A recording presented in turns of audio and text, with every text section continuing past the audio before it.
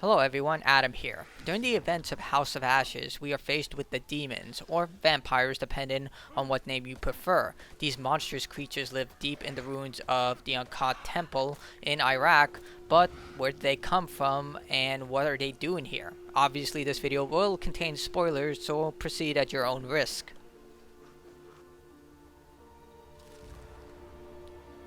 The demons are ancient aliens of an advanced civilization infected by a parasite of extraterrestrial origins. We learned this from a vision from Rachel, now infected with the parasite, that they came to Earth on an ark that crashed on Earth after an infection spread through their ship.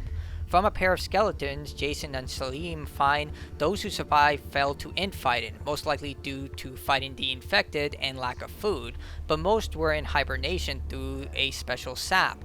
This sap would slow the aging process and even prevent death, but it would not heal the subject. This is why we see Gutan from the prologue survive after being dragged down to the ship's location by the demons. Despite having lost half his body and even half his brain, he remained alive for hundreds of years because the sap covered the other half of his body. Those in hibernation were unaware of the parasite that infected them, or maybe they did.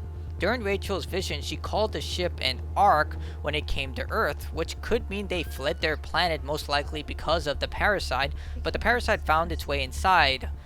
Either way, the parasite was on the ship and the infected caused it to crash where it laid for millions of years, with those in hibernation cocoons being infected while inside and hatching millions of years later after quakes and human activity woke them up. The parasite takes control of the host by entering the victim's mouth, heading to the brain, slowly killing the victim and taking control of the body by transforming it into an undead puppet. Infected aliens are capable of injecting a parasite into a victim, living or dead, but human infected seem to lack this ability. The host is stronger, faster, and its only purpose is to kill non-infected and infect others. The alien infected would plunge their vampire teeth into the victim's neck, living or dead, to infect them, but the parasite can only be removed surgically or forced out through a UV light, driving the parasite through the victim's mouth but it will try to re-enter the host by any means. The parasite can live outside the host, but its only goal is to always find a host.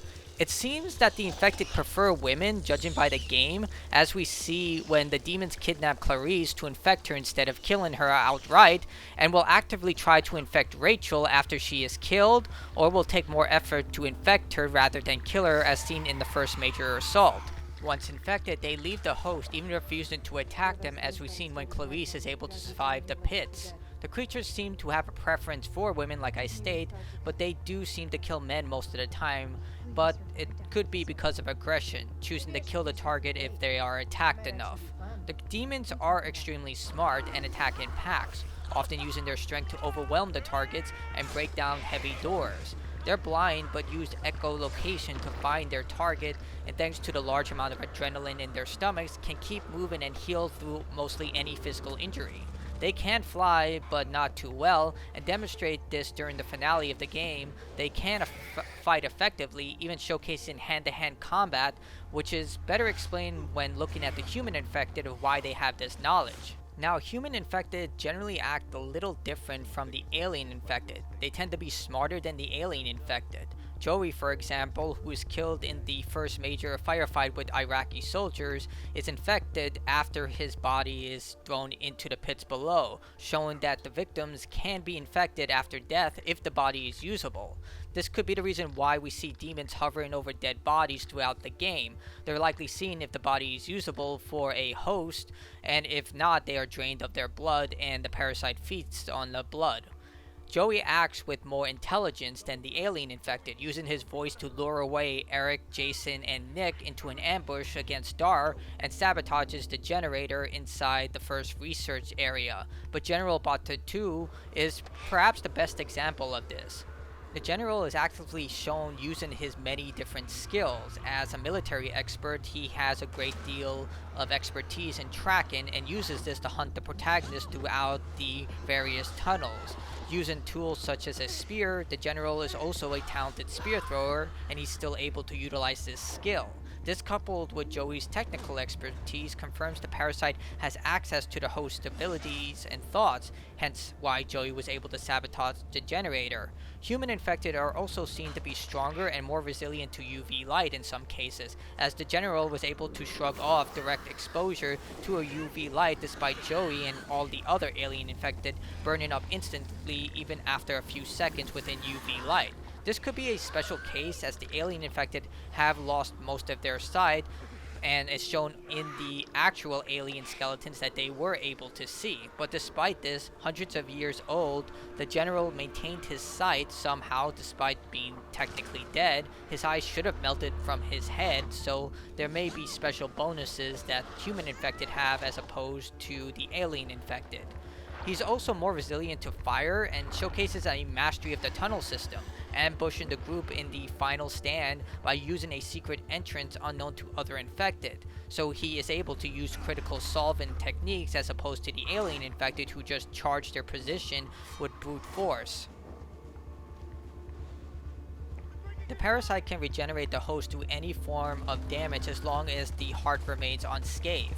This means you have to stake the heart or use high caliber bullets to kill the creature, and again you have to aim for the heart. Hitting anywhere else would just make the creature angry. The infected will instantly burn when exposed to any UV light source, with the exception of the general apparently, and is extremely susceptible to fire. The game indicates that the demons can store blood in their stomach that contains large amounts of adrenaline, and this is how the creatures can consciously move so fast while paused, but indicates they feed solely on blood and will drain victims if not infected, but they kidnap their victims mostly to infect them with the parasite. Because of this, maintaining a position is nearly impossible, as the sheer stamina of the infected will be too much for any normal human being to keep up with, making running and hiding the best option. Other than that, you have a flamethrower handy or some sort of UV light. You're almost screwed in this type of situation, unless you're Salim and you have 6 skills when it comes to stabbing creatures. And that'll be it for this video. Thank you so much for watching. Leave a like, subscribe, all that YouTube stuff. If you want to join the channel, that'll help me out a great deal. You can check out the rest of my Dark Pictures Anthology content. I did a bunch for Man of Medan, Little Hope, and I'm turning them out for House of Ashes. I really like this game. It's actually my favorite one in the Dark Pictures Anthology. I know a lot of people didn't really like the twist at the end, but I thought it was really well done. To me, this is what Man of Medan should have done with their whole scientific explanation for everything. Here, it's really cool, but either way, that's subjective. Some people hated it, but I liked it. This gets my seal of approval, especially for $30. This game is really meaty for $30, especially when there are so many greedy publishers trying to push that $70 price tag. Dear God. That's enough of that. Again, I like this game. It gets my seal of approval. If you want to check it out, yeah, it's only $30. To me, it's well worth it. Unfortunately, you will not get the curator's cut. If you get it now, you'll have to wait for that, but still, great game, and I'll see you all next time. Stay awesome, everyone.